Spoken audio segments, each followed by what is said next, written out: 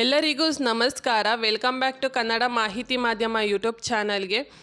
ಯಾರೆಲ್ಲ APL card, BPL card ಅಥವಾ ಅಂತ್ಯೋದಯ ಕಾರ್ಡಲ್ಲಿ ತಿದ್ದುಪಡಿ ಮಾಡಿಸ್ಬೇಕು ಅಂತ ಇದ್ದೀರಾ, ಅಂದರೆ ಗ್ರಾಹಕರನ್ನು ಸೇರ್ಪಡೆ ಮಾಡಿಸೋದಾಗಿರ್ಬೋದು, ತೆಗೆದು ಹಾಕೋದಾಗಿರ್ಬೋದು, ಅಥವಾ ಮೊಬೈಲ್ ನಂಬರ್ ಅಪ್ಡೇಟ್ ಮಾಡಿಸೋದಾಗಿರ್ಬೋದು, ಈಗ ಸರ್ಕಾರ ಕೊಡ್ತಾ ಇರುವಂತಹ ಅನ್ನಭಾಗ್ಯ ಯೋಜನೆಯ ಹಣ ಸಿಗೋದಕ್ಕೆ ಅಥವಾ ಗೃಹಲಕ್ಷ್ಮಿಯ ಹಣ, ಇದೊಂದು ಎಲ್ಲ ಯೋಜನೆಗಳನ್ನು ಸದುಪಯೋಗ ಪಡಿಸ್ಕೊಳ್ಳೋದಕ್ಕೆ ಮನೆಯ ಮುಖ್ಯಸ್ಥೆಯ ಒಂದು ಬ್ಯಾಂಕ್ ಅಕೌಂಟ್ ಆಧಾರ್ ಸೀಡಿಂಗ್ ಆಗಿರಬೇಕು. ಈ ರೀತಿಯಾಗಿ ಕೆಲವೊಂದು ಡಾಕ್ಯುಮೆಂಟ್ಗಳು, ಈ ರೀತಿಯಾಗಿ ಕೆಲವೊಂದು ದಾಖಲೆಗಳು ಸರಿ ಇಲ್ಲದೇ ಕೆಲವ್ರಿಗೆ ಯಾವ್ಯಾವ ಒಂದು ಯೋಜನೆಯ ಸದುಪಯೋಗನ ಪಡಿಸ್ಕೊಳ್ಳೋಕ್ಕಾಗ್ತಾ ಇಲ್ಲ. ಅದರಿಂದನ ರಾಜ್ಯ ಸರ್ಕಾರ ಆಗಸ್ಟ್ 10ನೇ ತಾರೀಕಿನವರೆಗೂ ಕಾಲಾವಕಾಶವನ್ನು ಮಾಡಿಕೊಟ್ಟಿದೆ ತಿದ್ದುಪಡಿ ಅಥವಾ ಸೇರ್ಪಡೆಗೋಸ್ಕರನ. ಯಾರೆಲ್ಲ ನೀವು ಅಪ್ಡೇಟ್ ಮಾಡಿಸ್ಬೇಕು ಅಂತ ಇದ್ದೀರಾ ನಿಮ್ಮ ಒಂದು ಆಧಾರ್ ಕಾರ್ಡನ್ನು ಈ ಕೂಡಲೇ ಅಪ್ಡೇಟ್ ಮಾಡಿಸಿ.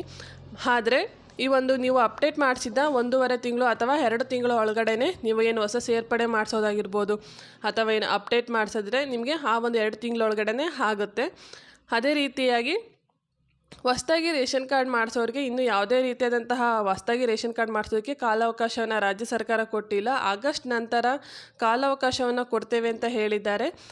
ಈಗ ಸದ್ಯಕ್ಕೆ ಇರೋದು ಸೇರ್ಪಡೆ ಮತ್ತು ತಿದ್ದುಪಡಿ ಮಾಡೋದಕ್ಕೆ ಮಾತ್ರನೇ ಕಾಲಾವಕಾಶ ಇರೋದು. ಯಾರೆಲ್ಲ ಸೇರ್ಪಡೆ ಮಾಡಿಸ್ಬೇಕು ಅಂತಿದ್ದೀರಾ, ತಿದ್ದುಪಡಿ ಮಾಡಿಸ್ಬೇಕು ಅಂತ ಇದ್ದೀರಾ, ಈ ಕೂಡಲೇ ಹೋಗಿ ನಿಮ್ಮ ಒಂದು ಸೇವಾ ಕೇಂದ್ರದಲ್ಲಿ, ಅಂದರೆ ಗ್ರಾಮೀಣ ಪ್ರದೇಶದಲ್ಲಿ ವಾಸಿಸ್ತಿರೋ ಅಂಥವರು ಗ್ರಾಮವನ್ನು ಅಥವಾ ಸೇವಾ ಕೇಂದ್ರ, ಬೆಂಗಳೂರು ನಗರ ಪ್ರದೇಶದಲ್ಲಿ ವಾಸಿಸುವಂಥವರು ಬೆಂಗಳೂರನ್ನು ಅಥವಾ ಸೇವಾ ಕೇಂದ್ರ, ನಗರ ಪ್ರದೇಶದಲ್ಲಿ ಇತರೆ ನಗರ ಪ್ರದೇಶದಲ್ಲಿ ವಾಸ ಮಾಡ್ತಿರೋವಂಥವ್ರು ಸೇವಾ ಕೇಂದ್ರಗಳಿಗೆ ಹೋಗಿ ನೀವು ನಿಮ್ಮ ಒಂದು ಡಾಕ್ಯುಮೆಂಟ್ಗಳನ್ನು ಕೊಟ್ಟು ನೀವಲ್ಲಿ ಚೇಂಜಸನ್ನು ಮಾಡ್ಬೋದಾಗಿದೆ.